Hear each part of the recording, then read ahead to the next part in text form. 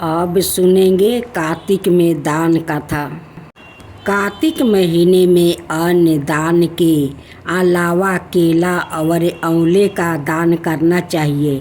सर्दी से परेशानी पाने वाले गरीब को कपड़े और ऊनी वस्तु दान करना चाहिए। राहें चल कर आए थके मंद भोजन कराना चाहिए। भगवान के मंदिर में कलर पेंट आदि में सहयोग करना चाहिए और भगवान के लिए वस्तु आभूषण आदि देना चाहिए। अब तुलसी कथा। भगवान विष्णु ने जब श्री कृष्ण रूप में अवतार लिया तब रुक्मिणी और सतभावना उनकी पटरानी हुई। सतभावना पूर्व जन्म में एक ब्राह्मण की पुत्री थी। युवावस्था में ही एक दिन उनके पति और पिता को एक राक्षस ने मार दिया। कुछ दिनों तक ब्राह्मण की पुत्री रोती रही। इसके बाद उसने सवाए को विष्णु भगवान की भक्ति में समर्पित कर लिया। वो सभी एकादशी का व्रत रखती और कार्तिक मास में नियम पूर्वक सूर्य उदय से पूर्व स्नान करके भगवान विष्णु और तुलसी की पूजा करती थी। बुढ़ापा आने पर एक दिन जब ब्राह्मण की पुत्री कार्तिक स्नान के लिए गंगा में डुबकी लगाई तब बुखार से कांपने लगी और गंगा तट पर उसकी मृत्यु हो गई। उसी समय विष्णु लोक से एक विमान आया और ब्राह्मण की पुत्री का दिव्य शरीर विमान में बैठाकर विष्णु लोक पहुंचाया गया। जब भगवान विष्णु ने कृष्ण अवतार लिया तब ब्राह्मण की पुत्री ने सतभावना के रूप में जन्म लिया। कार्तिक मास में दीप दान करने के कारण सतभावना को सुख और संपत्ति प्राप्ति हुई। नियमित तुलसी में जल अर्पित करने के कारण सुंदर वाटिका का सुख मिला। शास्त्रों के अनुसार कार्तिक मास में किए गए दान पुण्य का फल व्यक्तियों को अगले जन्म में अवश्य प्राप्ति होता है।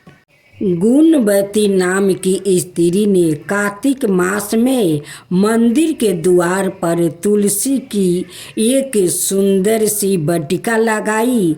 उस पुण्य के कारण वो अगले जन्म में सतभावना बनी और सदाए कार्तिक मास का व्रत करने के कारण वो भगवान श्री कृष्ण की पत्नी बनी। यह है कार्तिक मास में तुलसी आराधना का फल। इस मास में तुलसी विवाह की भी परंपरा है जो कार्तिक मास की पूर्णिमा तिथि को किया जाता है। इसमें तुलसी के पौधे को सजाया संवारा जाता है एवं भगवान शालिग्राम का पूजन किया जाता है। तुलसी का विवाहित विवाह किया जाता है। जो व्यक्ति यह चाहता है कि उसके घर में सदाए शुभ कर्म हो, सदाए सुख शांति का निवास रहे, उसे तुलसी की आराधना अवश्य करनी चाहिए।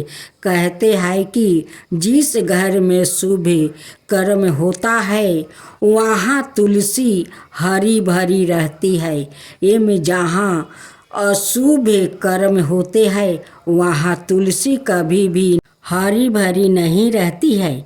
तुलसी हमारी आस्था एवं श्रद्धा की प्रतीक है एवं परिमित औषधियों गुणों से युक्त भी बरस भर तुलसी में जल अर्पित करना, ये में संध्या काल तुलसी के नीचे दीप जलाना अत्यंत श्रेष्ठ माना जाता है। कार्तिक मास में तुलसी के समीप दीपक जलाने से मनुष्य अनंत पुण्य का भागी बनता है। इस मास में तुलसी के समीप दीपक जलाने से व्याकृत को साक्षात लक्ष्मी की कृपा प्राप्ति होती है, क्योंकि तुलसी में साक्षात लक्ष्मी का निवास माना गया है।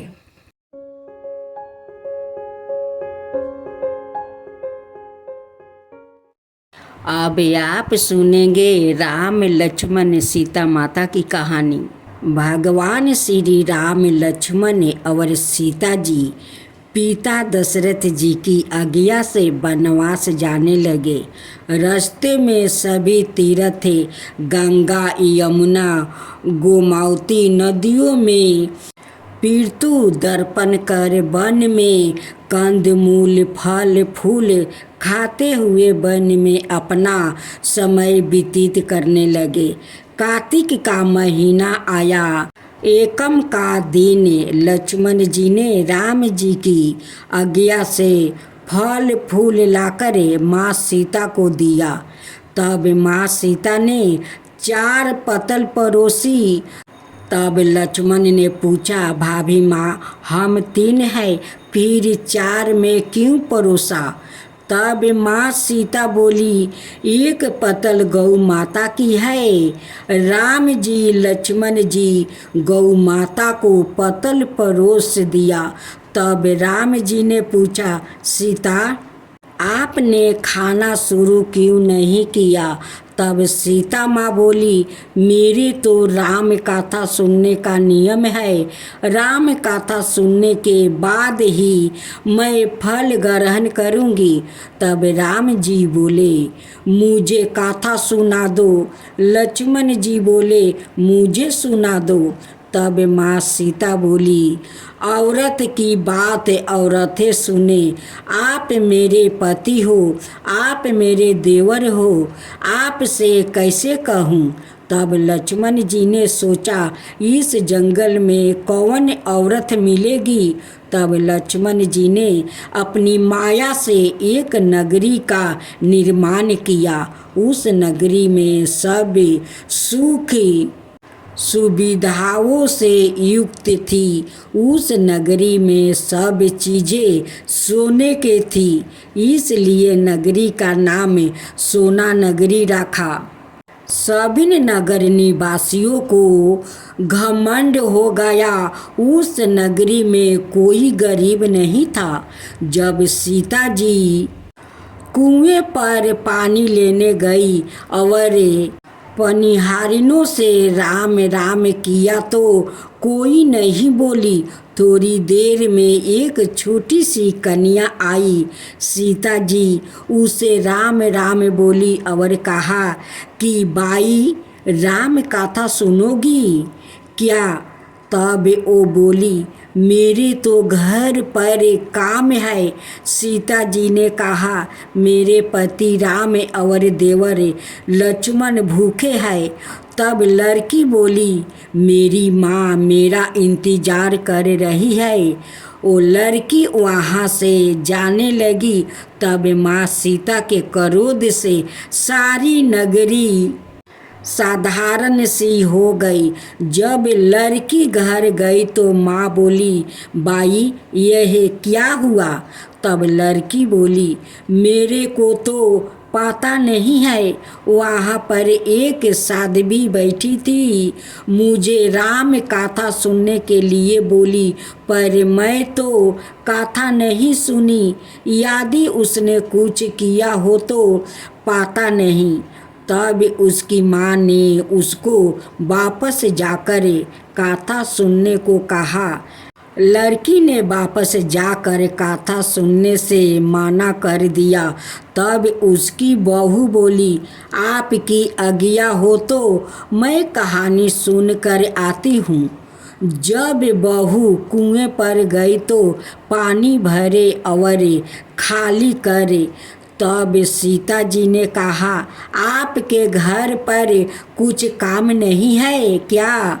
तब वो बोली, माता जी मैं तो सारा काम करके आई हूँ। तब माँ सीता बोली, तू मुझे माँ कहकर बुलाई, यदि तुझे समय हो तो मेरी राम कहानी सुन लेगी। तब वो बोली, माता जी कहानी सुनाओ, मैं प्रेम से कहानी सुनूंगी। चंदन चौकी मोतिया हार, राम कथा महारे, हिवड़े रोवे आधारे। राम कथा सुनाऊं, राम ने मनाऊं, राम कहे तो परदेश मैं जाऊं। सीता जी ने कहा, हे बाई तूने मेरी मृत्यु लोक में मदद करी, भगवान तेरी स्वर्ग लोक में रक्षा करेंगे। सीता जी ने राम कथा सुनाई, बाई ने कथा सुनी। आबो राम बैठो राम, जल भर झरिया लाई राम, केलारी दतवन लाई राम, ठंडा जल भर लाई राम, संपाढ़ो पाधारो राम। झलकाए टोपी लाई राम, कहाँ की लंगी लाई राम, सौरन सिंहासन लाई राम, तापर आप बिराजो राम। झालर टिकरा लाई राम, शंख धवानी गराऊ राम, हिवड़ो हीरा शोभे राम, निरखता मन मोहे राम। चरण शरण में आई राम, शरण अपारी ले लो राम। माखन मिश्री लाई राम, माखन मिश्री अरोगो राम। दूध भर कटोरी लाई राम, सेवा चिरंजी परोसु राम। खाती मीठी चखो राम, चरखो परोखो अरोगो राम। रुच रुच भोग लगाओ राम, जो पाओ सो ले आओ राम। जल भर झरिया लाई राम, आबो अच मन कराओ राम। सवाछ गमछा लाई राम, हाथ मुख पोछलो राम, पुष्पा सुतेज बिछाऊ राम। हिंगुलू डोलाया डोलाऊ राम, सीता जी चरण दबावे राम। सुख भर तेज पोढ़ो राम, हजारों पंख ढोलू राम। थामे राम महा में राम, रोम रोम में राम ही राम। घट घट माया बिराजो राम, मुख में तुलसी बोलो राम। खाली मिजाज कई काम, जब बोलो जब राम ही राम। बोलो पंछी राम राम, पुण्य हवे मंगल काम। अब पथवारी माता की कथा। एक बार पथवारी माता पाल और विनायक जी में झगड़ा हो गया। सब आपस में सवाए को बारह बताने लगे। इतने में एक ब्राह्मण का लड़का आया। पाल पथवारी गजानंद जी ने उसे रोका और कहा, लड़के रुक जा और हमारा अन्याय करे। लड़का बोला, मैं कल वापस आऊँगा तब अन्याय करूँगा। पर आकर लड़के ने माँ से कहा, माँ मुझे कल पाल पथवारी माता विनायक जी का अन्याय चुकाना है। तो माँ ने कहा, बेटा सबको 12 बता देना। दूसरे दिन लड़का वहाँ गया और बोला, पाल माता आप बड़ी हो, क्योंकि हर व्याकित आता है और स्नान ध्यान करके शुद्ध होकर जाता है और आप सबकी रक्षा करती है। हे पथवारी माता आप सबसे बड़ी हो, क्योंकि कितने भी तीर्थ धर्म ध्यान कर ले, पर आपकी पूजा किए बिना उनका कार्य पूरा नहीं होता। आप जीवित को भी तारती है और मरने के बाद भी उद्धार करती है। पथवारी माता पथ की धरनी, इसलिए आप बरी हो।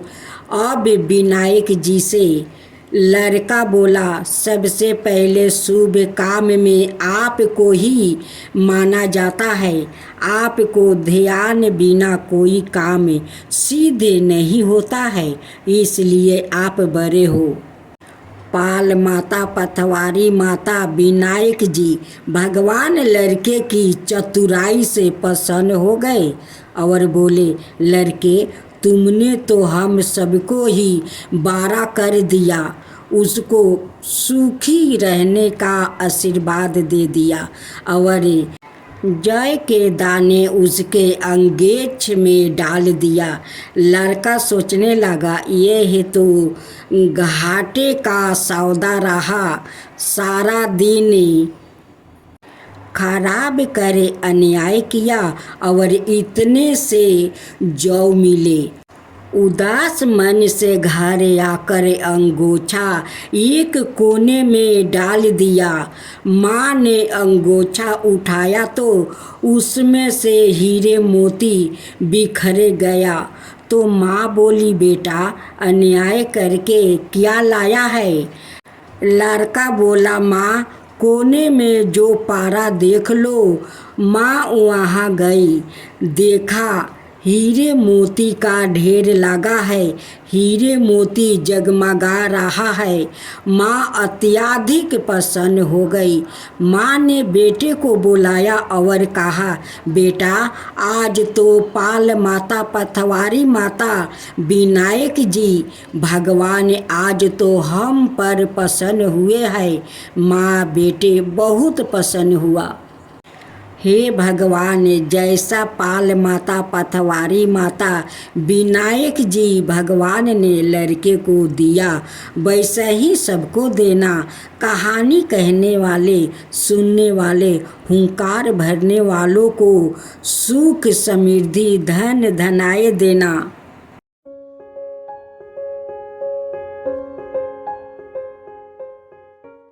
माँ दुर्गा जी की 9वें शक्ति का नाम सिद्धिदात्री है। यह सभी प्रकार की सिद्धियों को देने वाली है। नवरात्रि पूजन के 9वें दिन इनकी उपासना की जाती है। इस दिन शास्त्रीय विधि विधान और पूर्ण निष्ठा के साथ साधना करने वाले साधक को सभी सिद्धियों की प्राप्ति हो जाती है। सृष्टि में कुछ भी उसके लिए अगमय नहीं रह जाता है।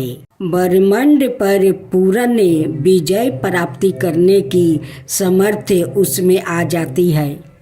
मर्कंड पुराण के अनुसार अनिमा, महिमा, गरिमा, लगिमा, प्राप्ति, परिकाय में स्थितवा और वसितवा, यह 8 सिद्धियों होती है।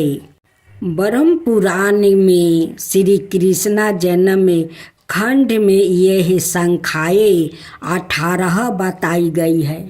माँ सिद्धिदात्री भक्तों और साधकों को यह सभी सिद्धियाँ प्रदान करने में समर्थ है। देवी पुराण के अनुसार भगवान शिव ने इनकी कृपा से ही इन सिद्धियों को प्राप्ति किया था। इनकी अनुकंपा से ही भगवान शिव का आधा शरीर देवी का हुआ था। इसी कारण वो लोक में अर्धनारीश्वर नाम से प्रसिद्ध हुआ। माँ सिद्धिदात्री 4 भुजाओं वाली है। इनका वाहन सिंह है। यह कमल पुष्प पर भी आसन होती है। इनकी दाहिनी तरफ का नीचे वाले हाथ में कमल पुष्पा है।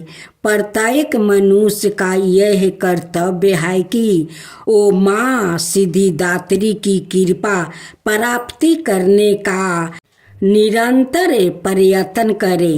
इनकी आराधना की और अक्सर हो इनकी कृपा से अत्यंत दुख रूप संसार से निर्लिपित रह कर सारे सुखों का भोग करता हुआ वो मोक्ष को प्राप्ति कर सकता है। 9 दुर्गाओं में माँ सिद्धिदात्री अंतिम है। अन्य 8 दुर्गाओं की पूजा उपासना शास्त्रीय विधि विधान के अनुसार करते हुए भक्त दुर्गा पूजा के 9वें दिन इनकी उपासना में परिवर्तित होते हैं।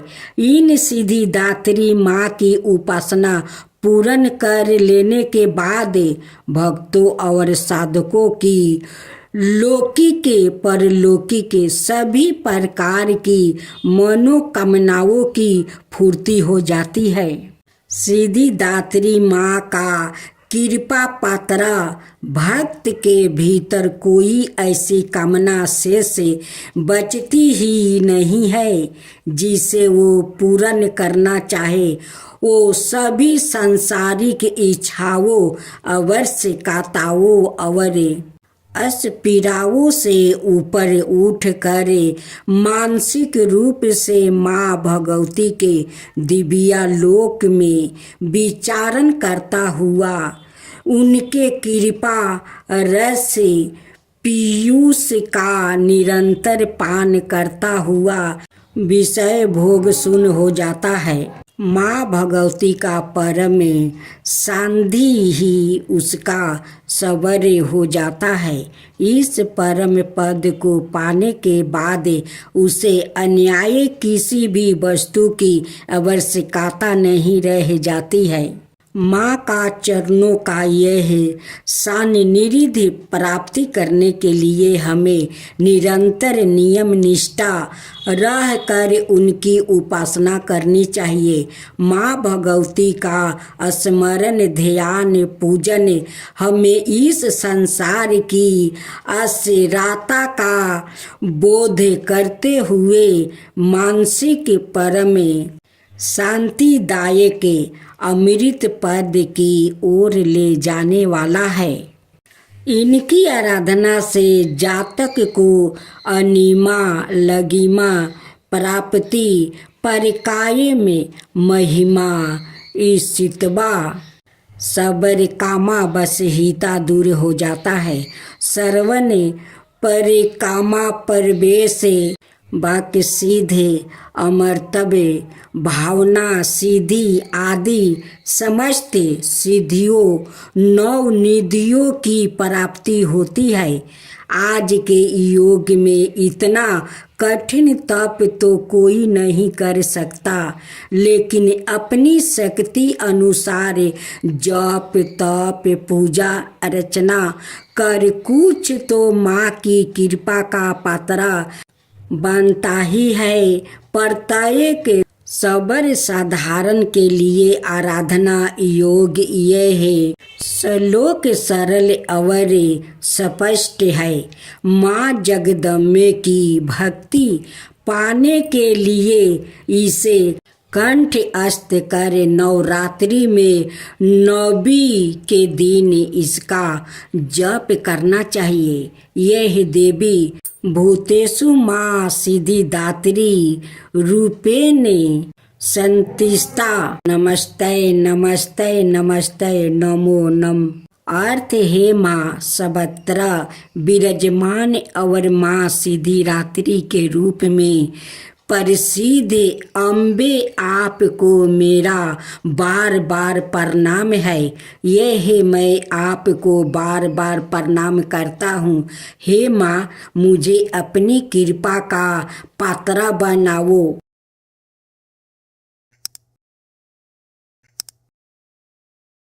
आप सुनेंगे गणेश भगवान की व्रत कथा। गणेश जी की कहानी। एक ब्राह्मण ब्राह्मणी थे। उनके एक लड़का था। लड़का गणेश जी का परम भक्त था। दिन रात गणेश जी की सेवा में लगा रहता है। घर का कोई काम नहीं करता है। इससे ब्राह्मणी बहुत दुखी होती है और लड़के को सारा दिन लड़ती कहती कि घर का कोई काम धंधा करता नहीं है। इस बात पर घर में रोज झगड़ा होता है। लड़का बहुत दुखी हो गया और एक दिन गणेश जी भगवान का नाम लेकर घर से निकल गया और सोचने लगा, आज तो मैं गणेश जी भगवान से मिलकर ही घर आऊँगा। लड़का जय गणेश बोलते बोलते बहुत दूर गहरे जंगल में चला गया और जोर जोर से गणेश जी को पुकारने लगा। लड़के को डर भी लगने लगा। अब जोर जोर से रोते रोते बोलने लगा, जय गणेश जी कि तब गणेश जी का सिंहासन हिलने लगा। रिद्धि सिद्धि बोली, महाराज, कोई भक्त सच्चे मन से आपको पुकार रहा है, आपको उसकी रक्षा करनी चाहिए। तब गणेश जी भगवान बूढ़े ब्राह्मण का भेष धारण कर बालक के पास आए और बोले, लड़के, क्यों रो रहे हो? तब बालक बोला, आज मैं गणेश जी से मिलने घर से निकला। चलते चलते इतना दूर आ गया पर गणेश जी भगवान नहीं मिले। आप बताओ गणेश जी भगवान कहाँ मिलेंगे? तब ब्राह्मण भेषधारी गणेश जी बोले, बालक, घर चल जाओ, नहीं तो तुझे शेर चीते भालू खा जाएगा। पर बालक लड़का नहीं माना, बोला, आज कुछ भी हो जाए, आज तो मैं गणेश जी से मिल कर ही जाऊंगा। गणेश जी भगवान लड़के पर बहुत प्रसन्न हुए और लड़के को दर्शन दे दिया। लड़का गणेश जी को देखकर बहुत खुश हो गया। तब गणेश जी बोले, लड़के, मांगना चाहे सो तू मांग ले, सब दे दूंगा। तब लड़के ने थोड़ा विचार किया और बोला, घोड़ा और लगाम मांगूं, पूंछो गजराज मांगू, महल महाला मांगू, पुरसन वाली ऐसी मांगू जैसे फूल गुलाब को। गणेश जी भगवान ने तथास्तु कह कर और अंतर ध्यान हो गए। लड़का घर आया तो देखा झोपड़ी की जगह महल बन गया है। 12 घोड़ा खड़ा है। अंदर गया तो पीढ़ी पर दुल्हन बैठी है। लड़के की माँ बोली, तेरे गणेश जी का तो बहुत पुण्य प्रताप हुआ है। आज से हम सब गणेश जी की पूजा अर्चना करेंगे। सब बहुत खुश हुआ। हे भगवान गणेश जी, जैसा बालक का अन्न धन भंडार भरे, वैसे सबका भरना। जय गणेश जी भगवान की जय।